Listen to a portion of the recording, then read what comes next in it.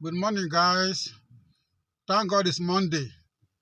Just arrived for work. It's 7 o'clock now.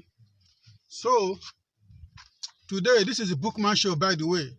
My name is Olonye Andrew Barker, and I present the Bookman Show on Anderson Educational Television, which is the media arm of Anderson Books Educational Foundation. Today, we are reading from Civic Education, JSS 3, Formational Values. And our topic for today is the right attitude to work. What is the right attitude to work, and what are the features of the right attitude to work? Of course, it explains itself. Right attitude simply means right attitude. That means doing your work properly as it should be done. That is the right attitude to work. It's very easy to explain. In fact, the title or the statement explains itself. Right attitude to work. Now, what are the features of the right attitude to work? For you to say that somebody has a right attitude to work, what are the things to look out for?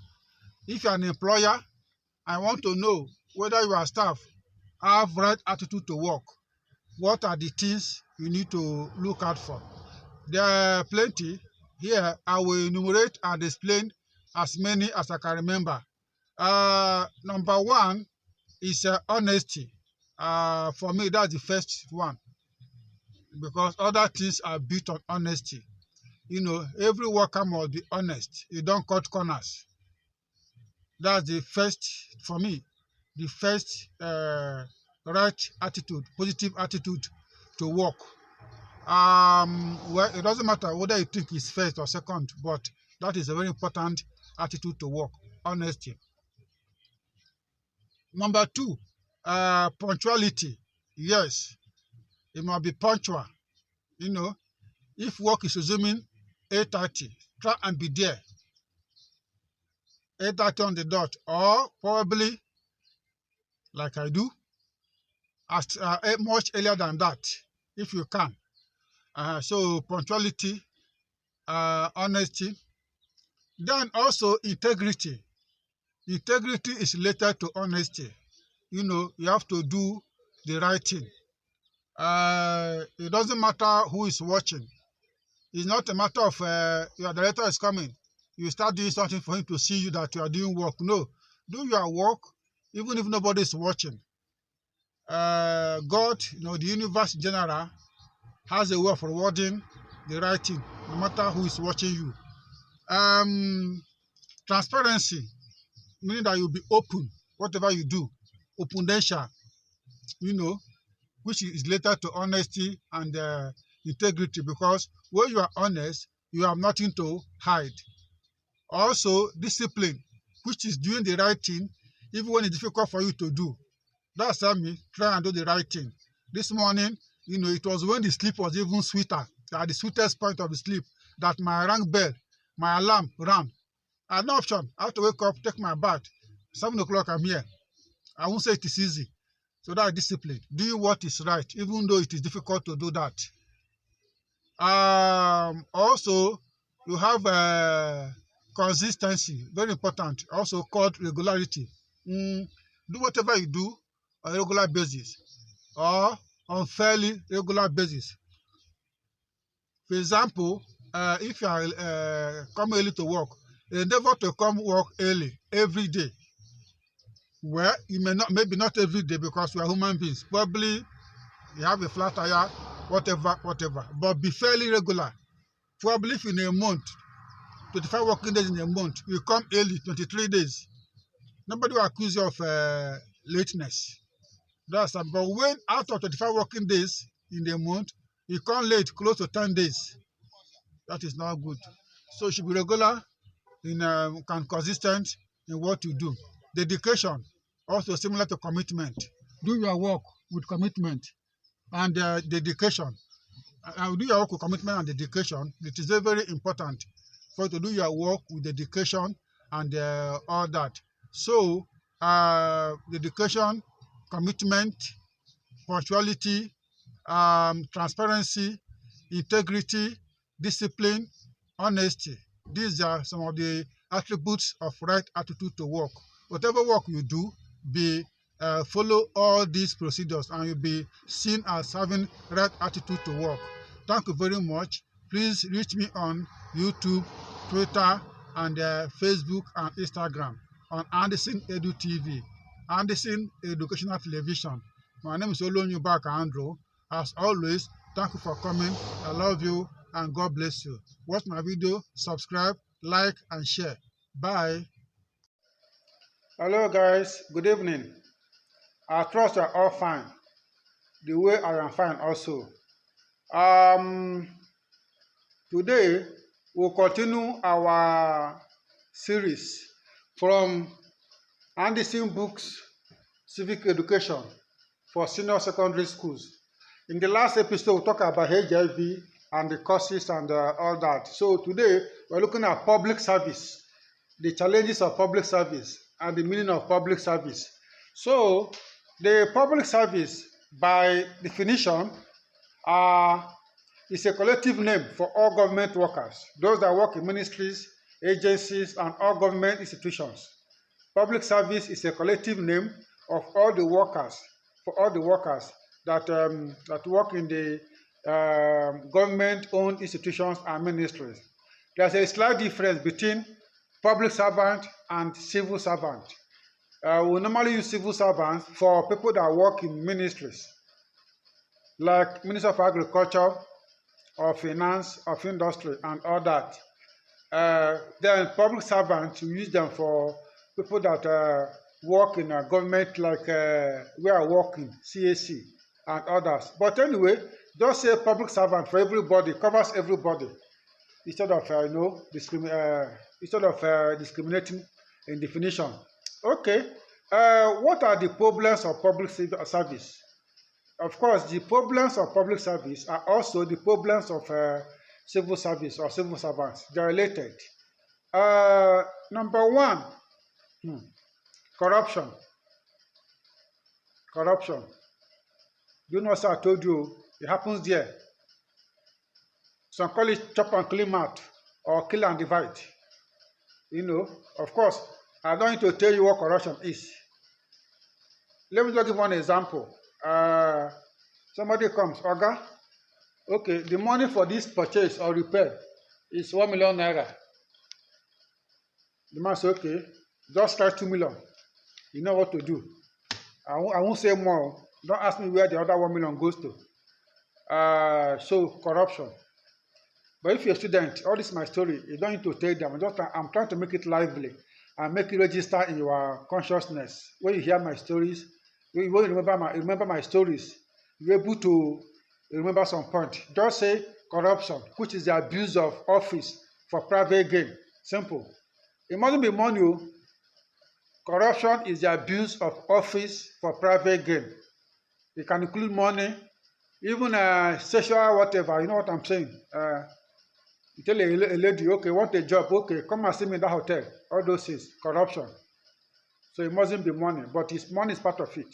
Whatever you do to abuse your office for private gain, for selfish gain, is called corruption, and it happens in the public service. Number two, nepotism. Man, no man. Okay, this man is from my village. The other man is not from my village. This man is not that qualified, but because it's my own person, I will do this for him. Do this for him. That is what? Nepotism. Before I forget, as I always say, I don't look at books. I do like Wowe, according to Yorubas. So, I mentioned corruption. I mentioned nepotism. Another thing again is political interference. Yes, that one is very common. As civil servants, you are supposed to be independent, do your work, no look face. But is that the reality? Don't look for my mouth by asking me, make I explain. I only know that government interferes, political interference in the public service. If you are the head of an agency or a minister, and the president that can remove you, that appointed you, says, do this, this project you are taking to so town, take it to this town. You say, yes, sir, Your Excellency. If not, you even hear you are remover on radio. So, political interference. Okay, put these stories aside. Just say that the politicians, those holding political power, interferes with the operations of civil service. You know, as I said, all the jara I add just to make it lively and make you remember, this man said this and that, okay, pick this and pick that. That's my teaching method.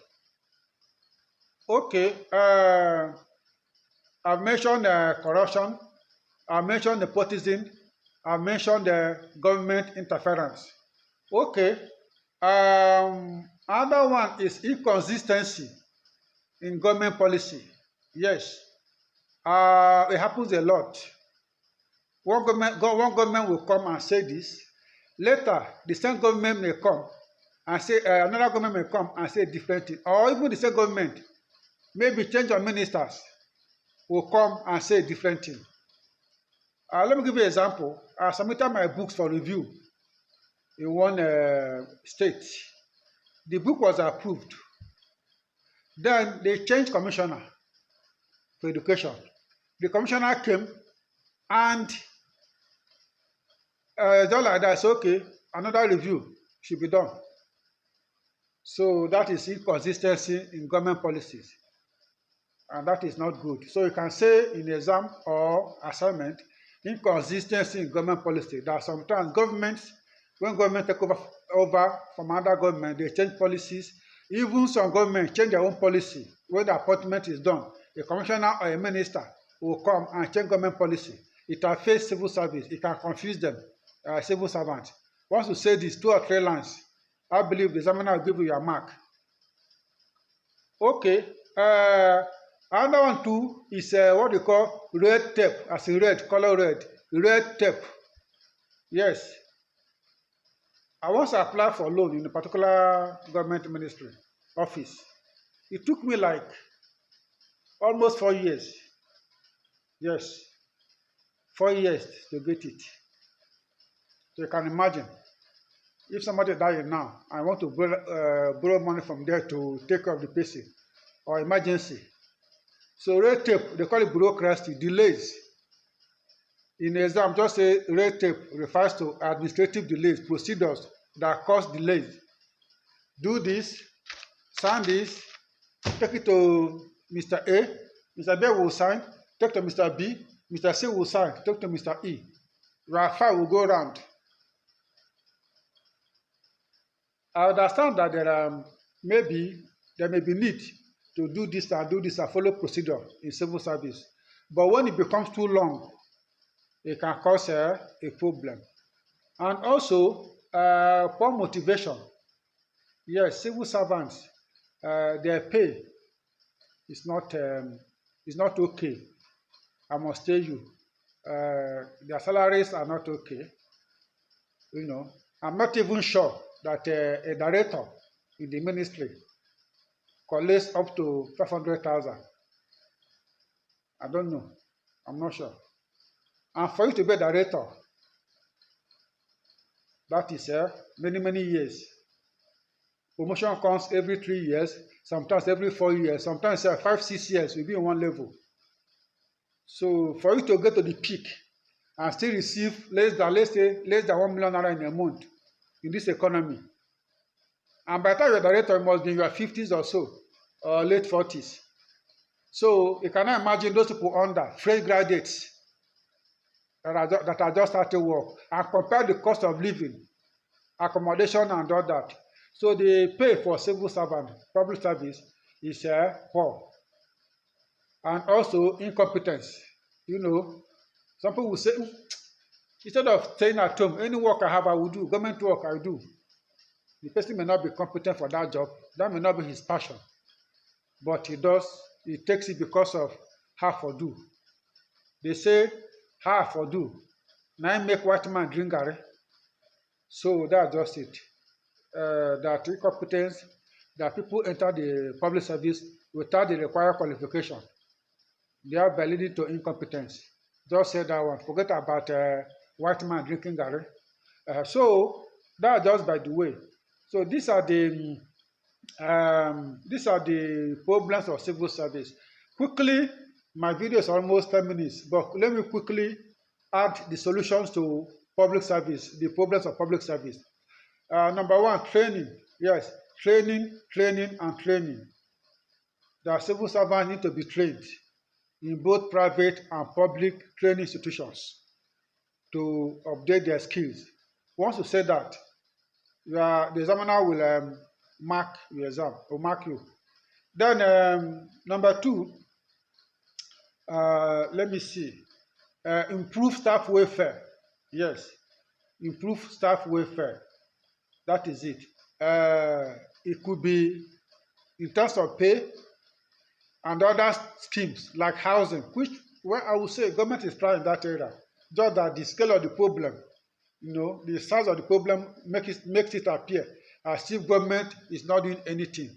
So welfare packages such as housing, improved salary, and medical will make people to be motivated, And again too, there need to be political education, civic education, and all that, right from the most junior level, children, start teaching them, political education and all that, and also political stability. When there's political stability, there will be less policy inconsistency. That is it. The government will say this and mean that. You can say, okay, this is a government plan for the next 4 or 5 years, and it's going to be like that. Not government comes like this, another government will come, and before you know it, the people will be confused. So thank you very much. I hope you enjoyed the lecture. And by now, you are getting used to my cracking bedroom voice. Bye-bye. Good morning, guys. Happy Sunday. I'm happy to be here. My name is Obaka Olonye Andrew, and I present the Bookman show on Anderson Educational Television, which is the media arm of Anderson Books Educational Foundation. I'm available on YouTube, Twitter, Instagram, and Facebook as Anderson Edu TV or Anderson Educational Television. Today, we are going to read from Social Studies, JSS 1. Good morning, guys. Happy Sunday. I'm happy to be here. My name is Obaka Olonye Andrew, and I present the Bookman show on Anderson Educational Television, which is the media arm of Anderson Books Educational Foundation. I'm available on YouTube, Twitter, Instagram, and Facebook as Anderson Edu TV or Anderson Educational Television. Today, we are going to read from Social Studies, JSS 1.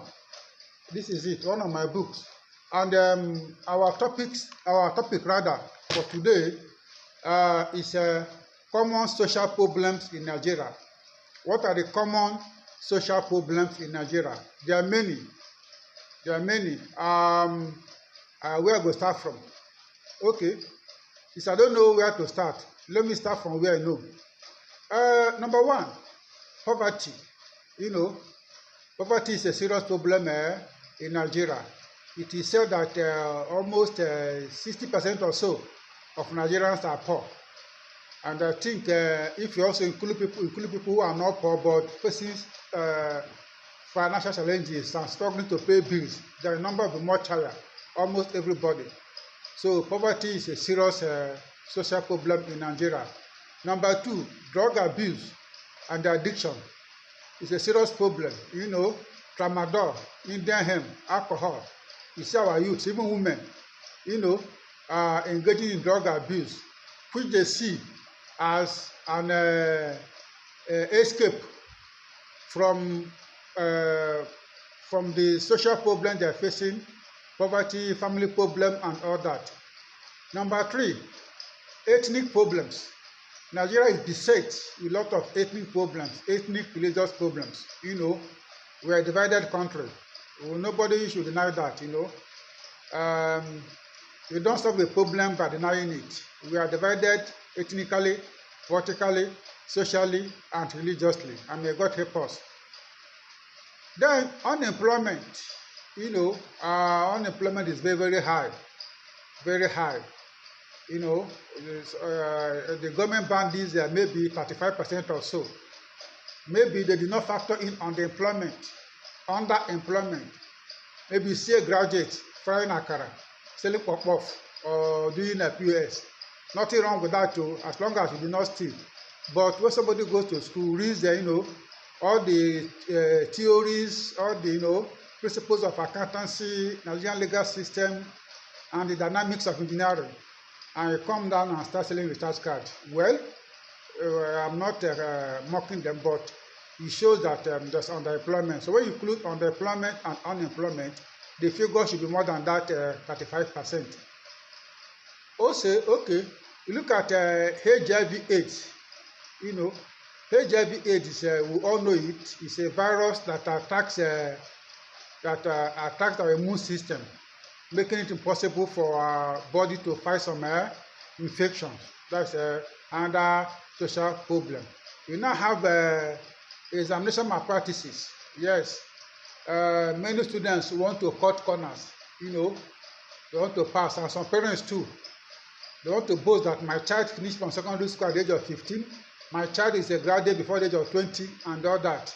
So they try to cut corners and all that. Okay, you now have courtism also. Courtism is the belonging to sacred court. Secret society with the ambition of committing criminal offenses or illegal acts, secrecy and criminality. They have a high crime rate. Lot of crime is endemic, kidnapping and all that, which is troubling to everybody in the country. People live in fear. And what are the causes of social problems in Nigeria? You have poor parental upbringing. Yes, we are mainly products of our homes we come from. We also have corruption, which is a cause and also a factor. It's a social problem. It's also a cause of our social problem. We also have poverty. People being poor now makes them to try and cut corner. So these are some of the causes of our social problems in Nigeria. Thank you for the next to the next edition. Thank you, and God bless you. Please visit remember to visit our platforms: Twitter, Instagram, and Facebook, and of course YouTube. Till next edition. Thank you and bye bye. Hello guys, welcome to the Bookman Show on Anderson Educational Television, which is the media arm of Anderson Books Educational Foundation. We'll continue our series from social studies. This is like the last we're going to take from the series on safety. We have discussed safety on the road, safety at home, safety in the office. So part of safety on the road was for pedestrians. So now we are going to look at safety tips or safety on the road for motorists. Yes, very important. There are many. So I will, as many as I can remember, I will take it up here. Number one, if you're a driver, very important to keep your vehicles in good condition. Check your tire, check your gear, your brake, and your wiper. It's very important. Generally, put your car in good condition. Number two, do not overspeed. Speed is a major cause of accident. Even when other causes are involved, like burst tire, like pothole, like poor condition of vehicle, the level of speed will affect the seriousness of the accident. Yes, if a person running at 140 kilometers hits somebody or hits the bottle, the impact will be more serious compared to somebody who is running maybe 70, 80 kilometers or 100 kilometers. If you are running within town, as in maybe within Abuja here, there's no reason you should run be above 100 kilometers. No, don't try it. You are not traveling. If you are going to work, let's say from Airport Road to Maitama, you don't need to speed like that. Because as I said, when you speed, because of You are in a hurry. You want to save time. By the time you now hit somebody, or somebody hits you, is that way you now have the time to go to where you're going to. That's if you are alive to tell the story. So put your car in good condition. Don't overspeed. That's number 2. And also obey traffic rules and regulation. And also traffic light. When you see red, stop. And green is go. Amber is ready to go. So obey traffic rules. And also don't overload your vehicle. When you overload your vehicle, you'll find out that every vehicle has its capacity. When you overload your vehicle, you are putting a very big strain on the vehicle, very big, pressure on the vehicle. Can lead to somersault, can lead to tire burst. And again, to use your seat belt. Very important to use your seat belt, because the people that put it there knew what they are doing. I had a friend that said it was the seat belt that saved him. He put on his seat belt, so there was an accident. If not for the seat belt, his head was about to hit the glass, the windscreen, but the belt held him back. So please put on seat belt when you are inside. And of course, if you are with children will always be at the back of the vehicle. Very, very important. Don't put children in the front of the vehicle. And again, do not drink and drive. And don't drive and drink. Very important. When you drink, not only alcohol, any drug at all, they call it DIU. No, DUI. Driving under the influence. Please do not drive under the influence, because it will confuse you. And also, don't take calls while you are driving. That call can wait. Yes, it can wait. Person no go die. Just park by the side.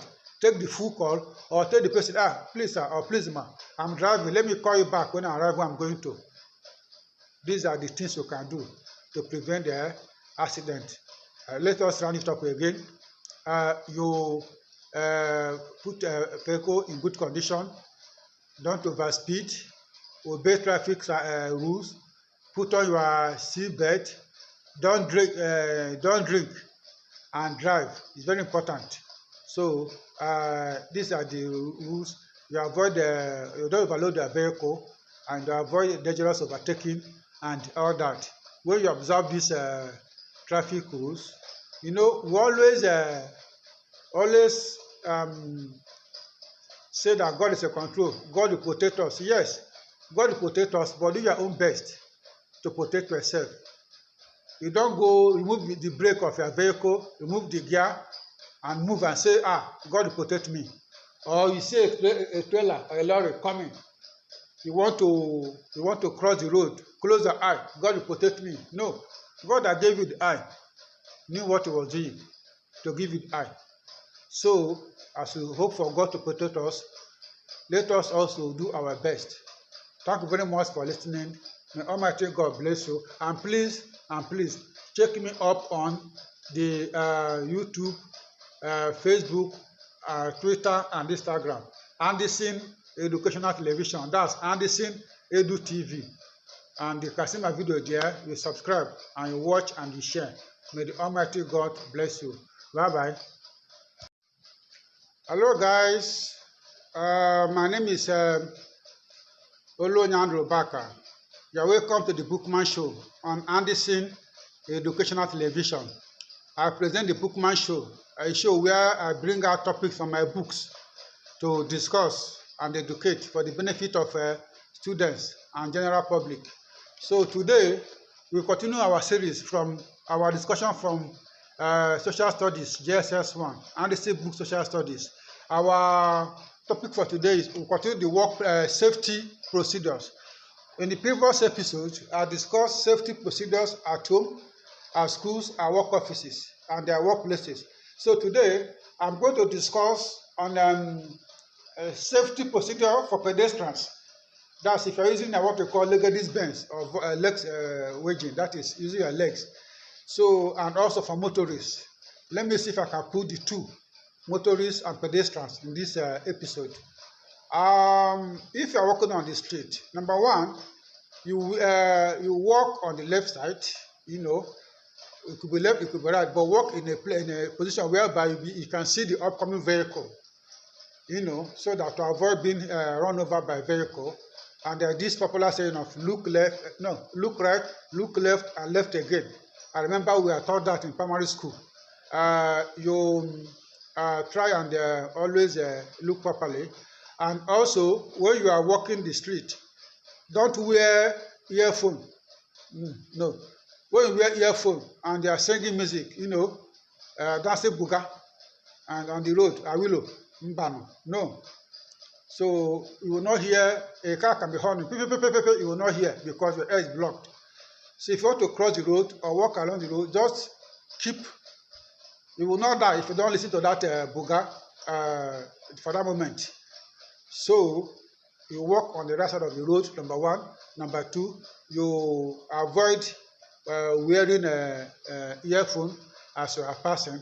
Also, use overhead bridge. Yes, very important.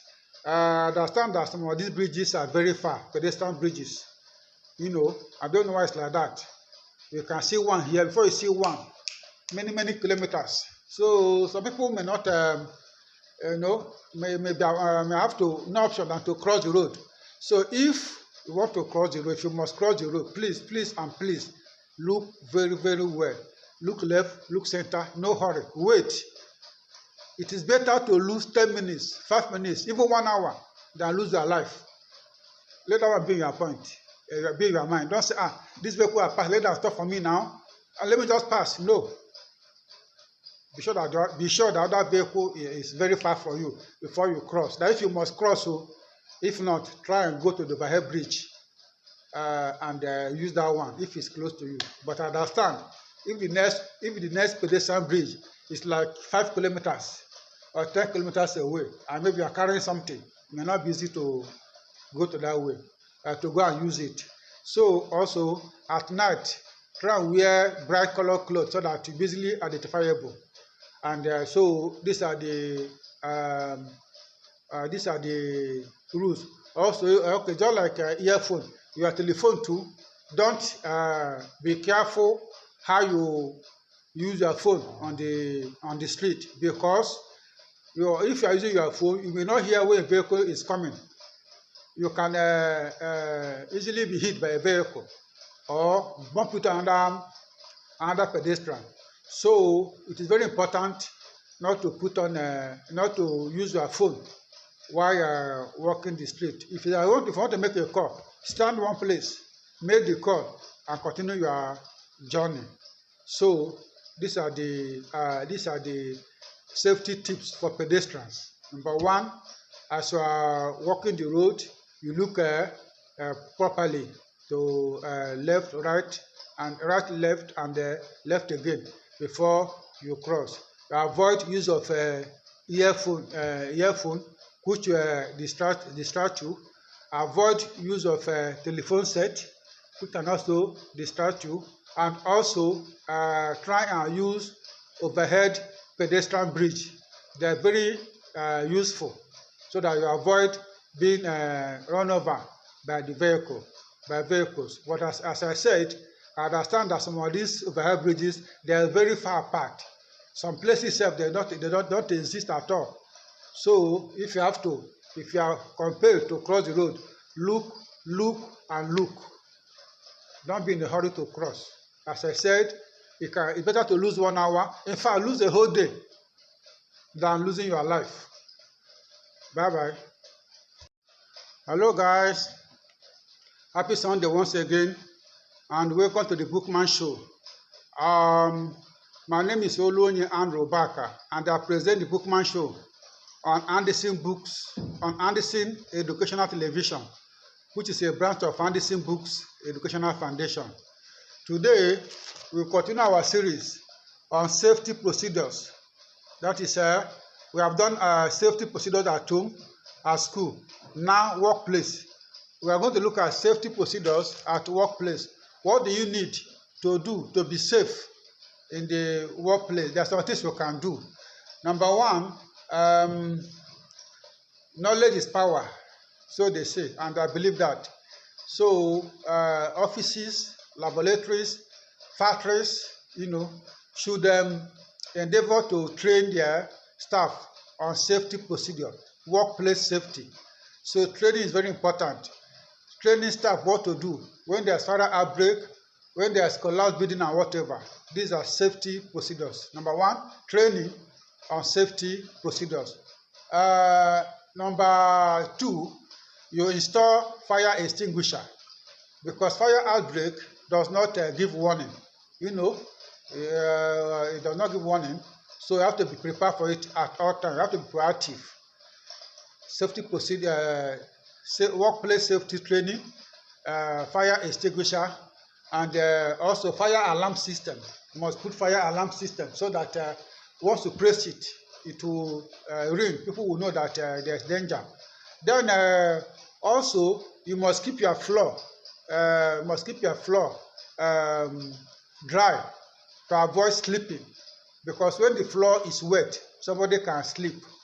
And also put warning signs, where they say, like CAC where I work, there's a caution, this triangle, they say careful, slippery floor, so that you don't slip and fall down and hit your head somewhere. And again too, you have to be careful with workplace equipment. All this, there's some industrial equipment. They have to be careful with them to avoid heat injury you. And also, you wear face masks. Not face masks. Yes, face masks. If you are working in a place where there is chemical and gas, then what I wanted to say is that you wear helmet.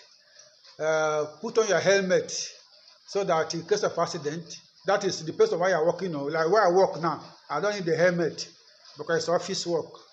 But if you are working maybe construction industry, where you do building and climb up and down, you wear helmet in case you fall or something drop on your head.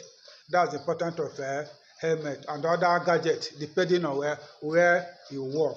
So to wrap up, in the workplace, for you to be safe there, first of all, you have to do safety training, workplace safety training for your staff. You have to make sure that you are protected, wear protective gear, face masks and the helmet and all that. We have to put fire alarm system for people to know that there's fire outbreak. We also install fire extinguisher. Some people even have some more big offices have fire station, so like their own fire service, whatever, so that when there's fire outbreak, they can know what to do. And also avoid the slippery floor. If the office is slippery, you can slip and fall down and unfortunately hit your head. So let's hope and try and avoid that. And also harmful chemicals. If you work in a place where there are harmful chemicals, you have to be very careful so that it will not injure you. And so that is these are the tips for in a workplace. So this is the series. The series continues because you have workplace safety rules or requirement or advisory in workplace. You have safety rules in workplace, in schools, at homes. So in the next edition, I'll talk about workplace about safety in on the street, and also for motorists, for even cyclists and all that. So till then, bye-bye and God bless you. Hello guys, welcome to the Bookman Show. Happy Sunday. My name is Olonye Andrew Obaka and I present the Bookman Show on Anderson Educational Television, or in brief, Anderson Edu TV, which is the media arm of Anderson Books Educational Foundation. I'm available on YouTube, Twitter, Facebook, and Instagram. Today, we are reading from Social Studies. We'll continue our series on safety. And safety at home. We have studied safety at home. And now we're going to look at safety tips at schools and their offices. Safety in the previous edition was defined as freedom from danger and harm. freedom from danger, harm, and insecurity problems. That is safety. You are free from harm, from danger, and crime. So, last edition, I look at safety tips at homes. What you need to do to be safe at home.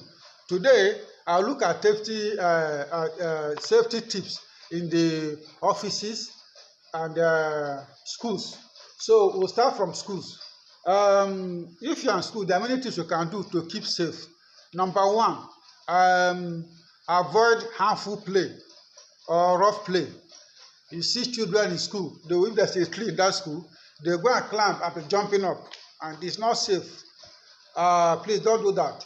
You see some students doing fighting with sticks, playing with sticks, like Roman warriors with sword. It's not good because you can have injury. I'm a victim. I was in primary school, we were cleaning the floor. Somebody pushed me, the thing slipped, and I hit my teeth. If you notice my teeth, there's a little dent here, a little break, fracture. So that was how I got injury. He pushed me, and I landed with my teeth. So that is just it. Also keep floors, related to what I just said now, keep floors dry to avoid slipping. And again, be careful with a harmful chemical, especially in the lab. If you are working in the lab and there are some, you need to wear protective gear, hand glove and all that, and face masks, so that you cannot inherit or inhale harmful chemical. And also, don't be careful with strangers. Some people come and say, especially if you're a kid in a lower, maybe nursery or primary, come, let me buy you biscuit. Please, I'm looking for so place. Enter my car, go and show me so place. No. I'm your uncle. I want to say, no, I don't know you, sir. My father and my mother never told me about any uncle.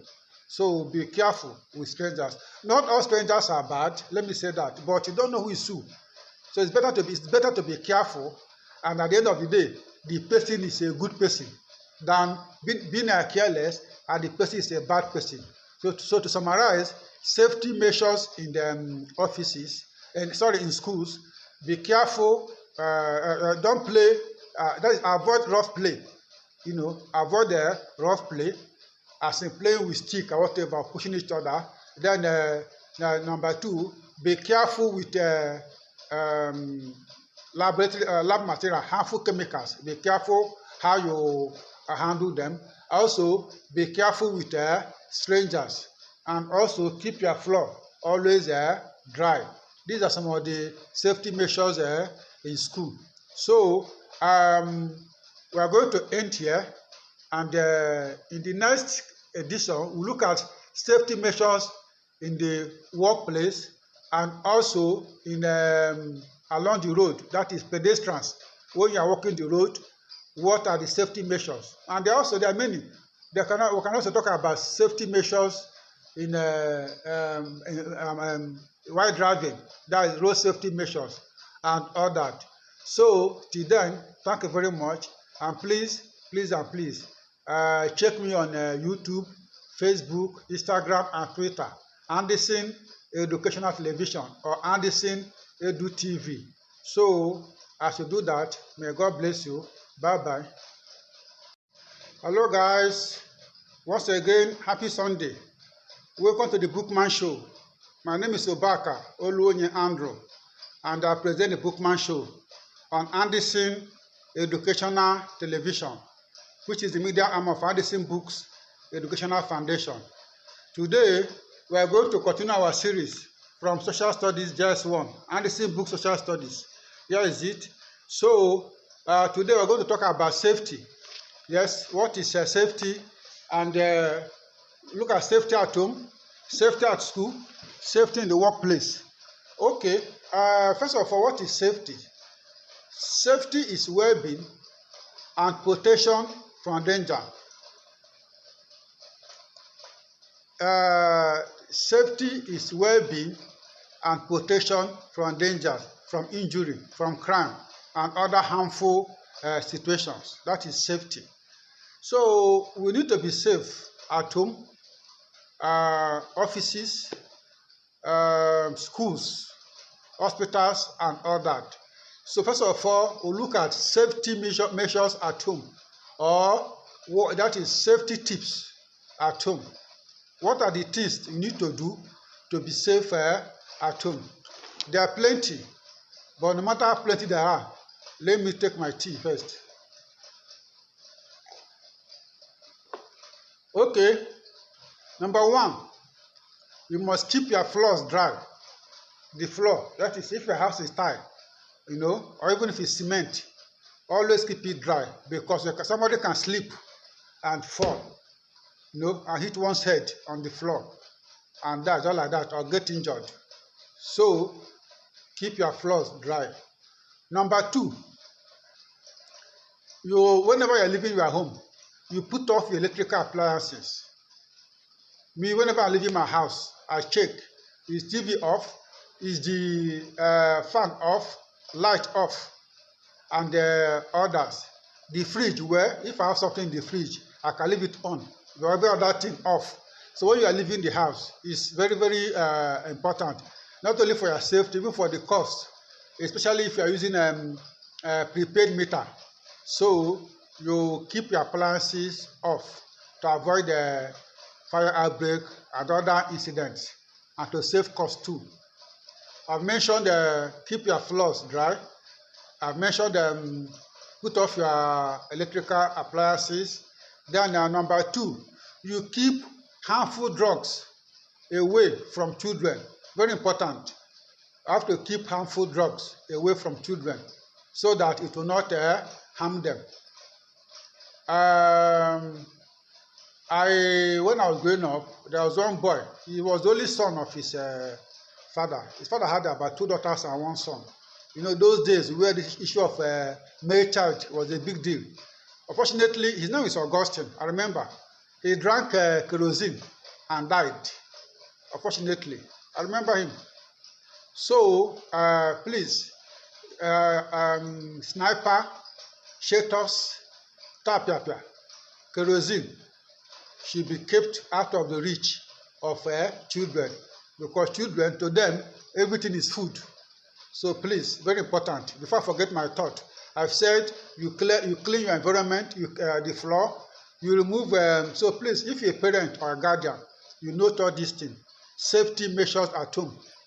You note it and give to your kid. Or if your kid is around, ask him to come and watch the Bookman, explaining some points from his books. Safety measures at home. You clean your floor to avoid slipping and falling down. You switch off your electrical appliances. You keep harmful chemicals away from children. Also, you should be careful with kitchen equipment, like knife and all that. When you're in the kitchen, be careful.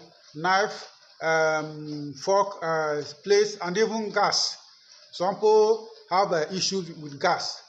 Gas can explode, or when they are frying, the thing can fall and harm them. So please be careful with those things. And there are also generator. Please, if you have a generator, try and keep it away, far from you.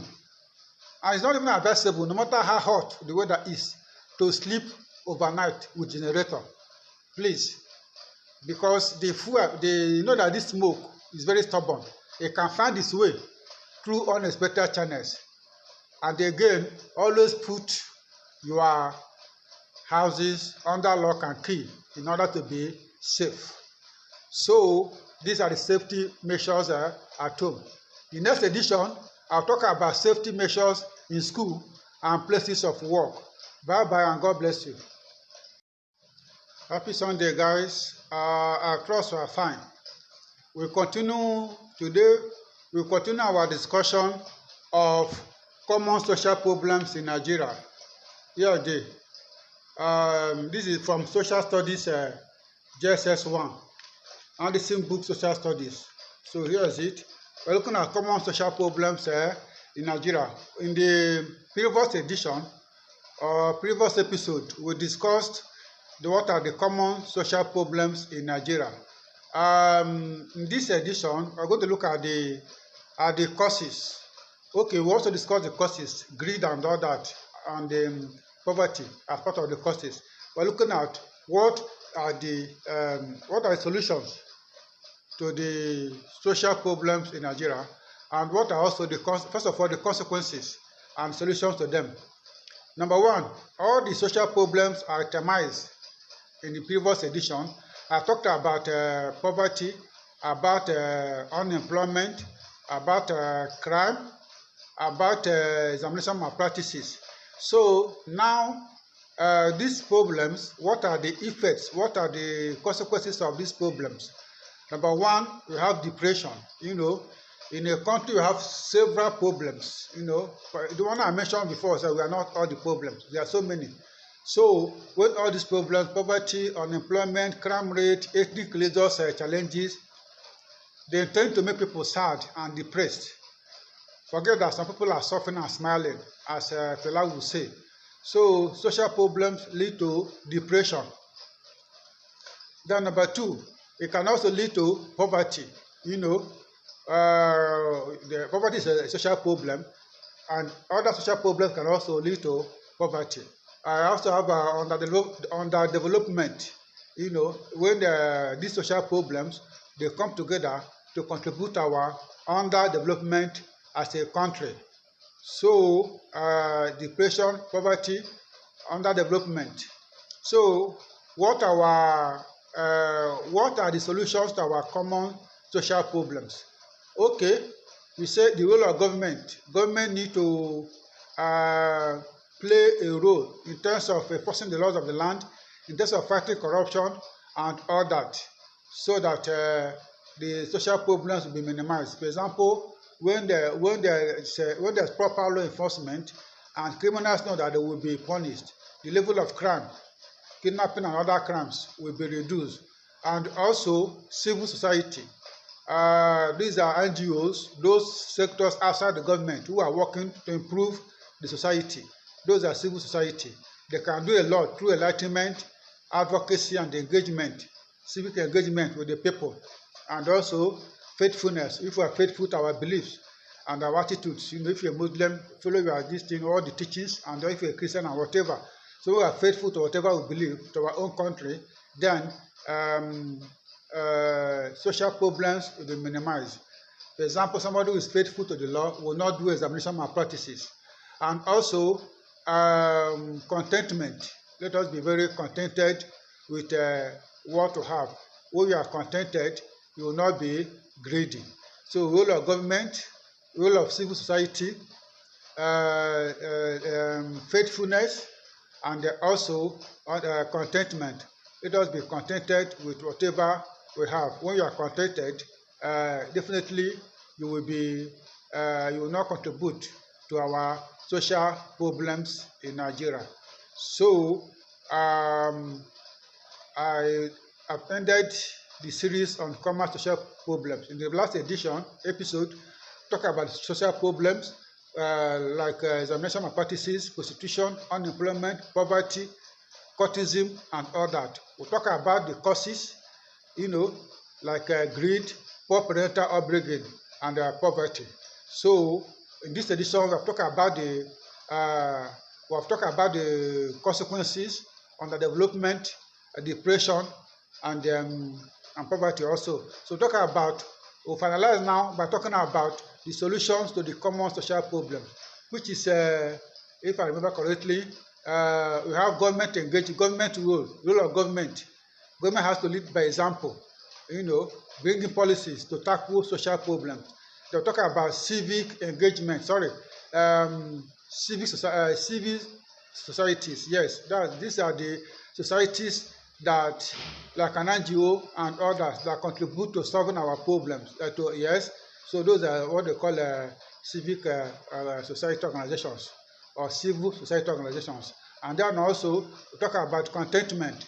Let us be contented with what we have and abhor greed, and also loyalty and faithfulness.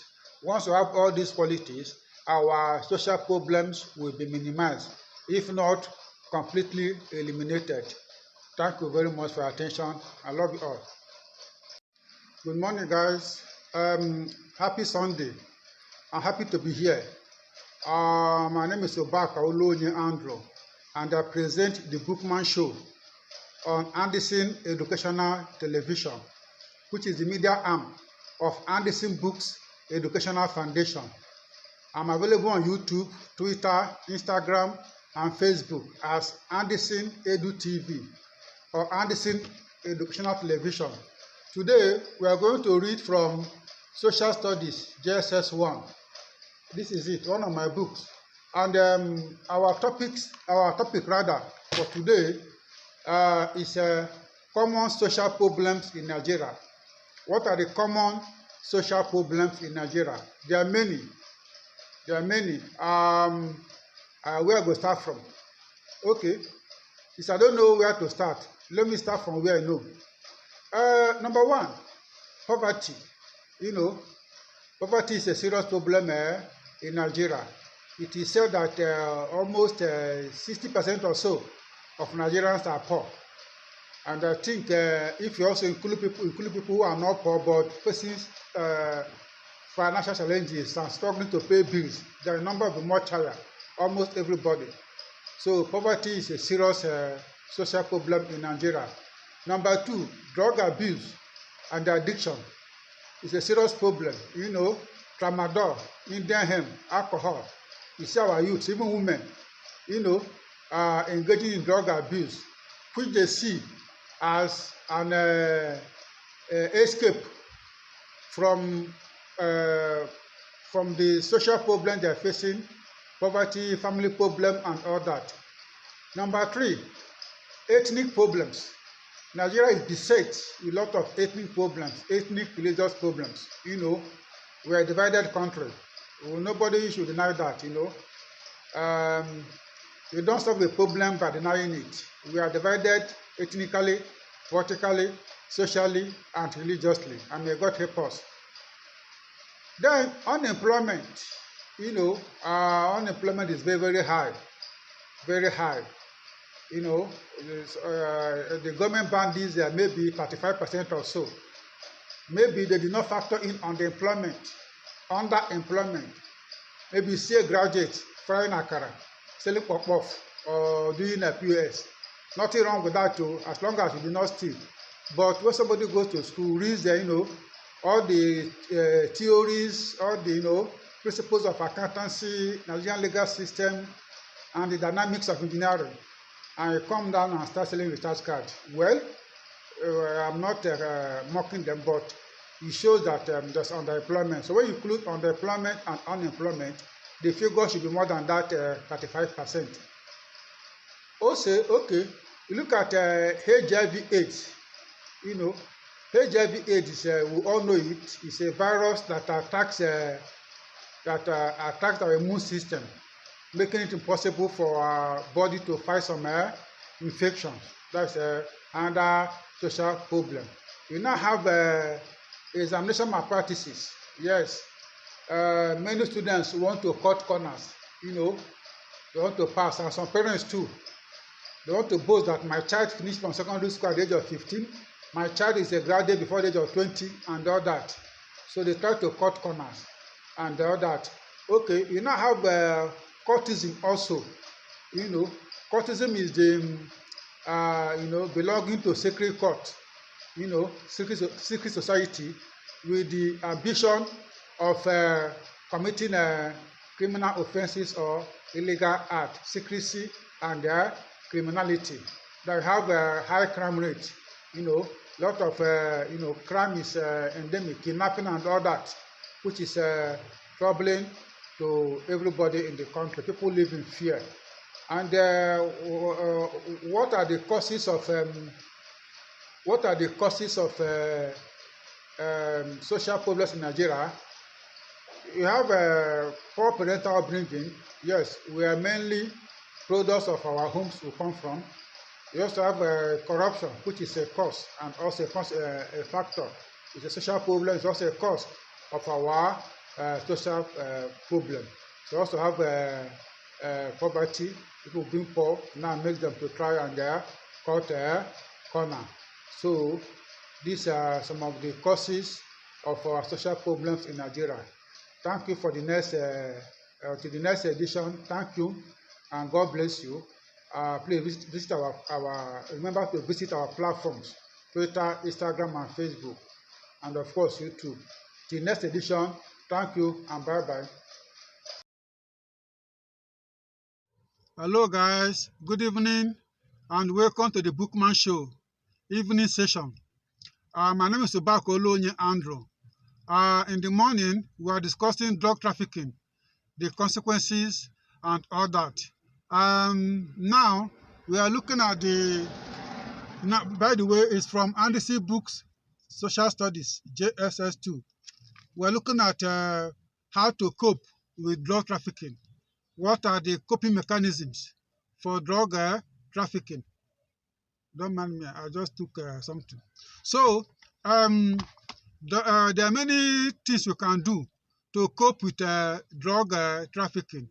For example, you have good parental upbringing. When somebody is brought up very well by his parents under good moral condition, the person may not engage in drug trafficking. Then number two, you choose your friends wisely. It's very important. They say that birds of the same feather flock together. You have to be very careful the kind of friends that you keep because you have a way of influencing themselves. What you call life skills, you know, critical thinking and resistance is when you do the way of relation into drug. Also, drug-free clubs. Drug-free to be schools so that there they teach students the of use and drug trafficking. Once students learn that from early age, they are to engage in drug trafficking. And so, I've mentioned constructive engagement. When you are, there are some things that can make children, especially students, to be actively engaged, like the jobs that these are some of the solutions to traffic cap. Good to bring your children under moral they may to drug trafficking. And again too, I said coping skill, you know, close to critical thinking and all that. It will give them the capacity to say no when they are tempted by pressures. Again, the friends mind the kind of friends. If our friends are into drugs and addiction, you keep away from them. Then, enlightenment at schools, at places of worship, at homes about dangers of trafficking. And I've also mentioned constructive engagement. You engage your mind, engage your mind in the process, things that add value to life. So these are some of the ways of trafficking.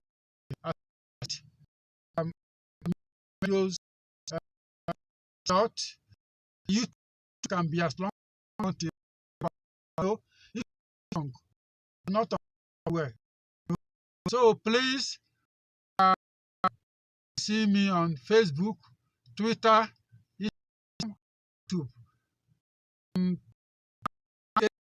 That's Anderson Educational Television is the name.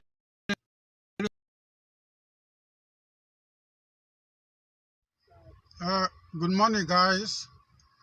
Thank God it's Friday. on my way to work.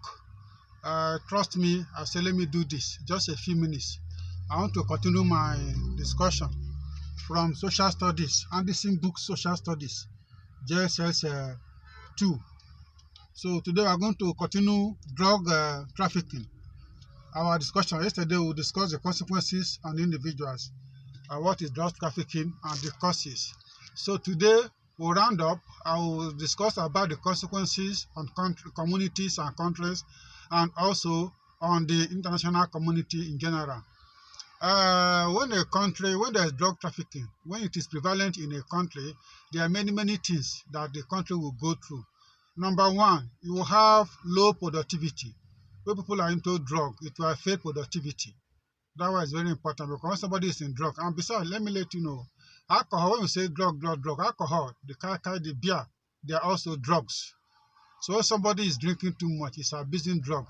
And when somebody does it, his productivity will be low. Some of them will be absent from work. Some of them will, when they sleep, they will oversleep and all those things. So there's no way this will not affect productivity. So in the exam, just say that drug trafficking contribute to drug abuse, which decreases productivity. That when somebody is into drugs, will not be able to put in his best. And also high crime rate. Yes, there's as I said before, under the effects on individuals, drug abuse leads to high crime rate. Some people take this drug in order to embolden themselves. Somebody who cannot even touch a gun will say, let me go and take drug, but I can carry a gun and shoot. So when there's high incidence of drug abuse, automatically it will also increase the incidence of crime rate in the society. Okay, another one is head budget. There will be a very high head budget. The country will be spending more to treat drug addicts. Because when somebody is not into drug, at least they will not need any counseling or treatment for drug addiction. But when you have a high incidence of people going into drugs, government spend a lot of money, the social services spend a lot of money to treat and rehabilitate the patient. And again too, we have a poor national image. Yes, when a country is known for drug, the image of that country will be poor. People will see them, everybody going abroad will be seen as a drug trafficker. That is it. It didn't happen to me when I traveled, but I learned that if you go abroad now, when they're searching them, if you're American, they'll say, okay, they search you. Ghana, they search you, go. Nigeria, wait first. When they finish searching others, they now search Nigeria especially. And again, they use the dogs to sniff them. You can imagine. So it gives us bad image. In Nigeria, you see, that person carried drug, even though he did not carry drug. And that is just it. So now these are the consequences on the nations, and also consequences on the international community, that is the global stage. Many consequences. Number one, it increases what they call doping. That was a very common one. People in sports, they want to inject themselves with anabolic steroids and other drugs. So that if they are playing football, they can play 2-3 hours without getting tired, or they can run and outrun other ones in athletics. So, but of course, these ones have their consequences. And also, it can lead to increase in global crime. That is crime that cut across nations. When there's high drug the trafficking, high rate of trafficking, it also increases crime. And also global insecurity, bombing and all that. People take drugs to give themselves boldness. It also includes negative international image, just like it affects nations. It also affects globally nations at the international stage. So this is it. No time again. Let me quickly insert it in this one so that I don't have too many videos. We'll look at what are the solutions to drug abuse. You have counseling. You have enforcement of our borders. You have positive engagement. Sorry, drug trafficking. Anyway, they're related. Drug abuse, drug trafficking. So we have proper security, global security. You have counseling, and rehabilitation of drug addicts. And also you resolve poverty, which is one of the underlying causes of drug abuse. So thank you very much for listening. Please do visit me on YouTube, Twitter, Instagram, and Facebook, Anderson Edu TV or Anderson Educational Television. Anderson is Andyson. Anderson Educational Television. I can brief it. I can kind of compress it to Anderson Edu TV. So I continue my journey to work. If there's time in the evening after work, I will do another one. Thank you very much and God bless.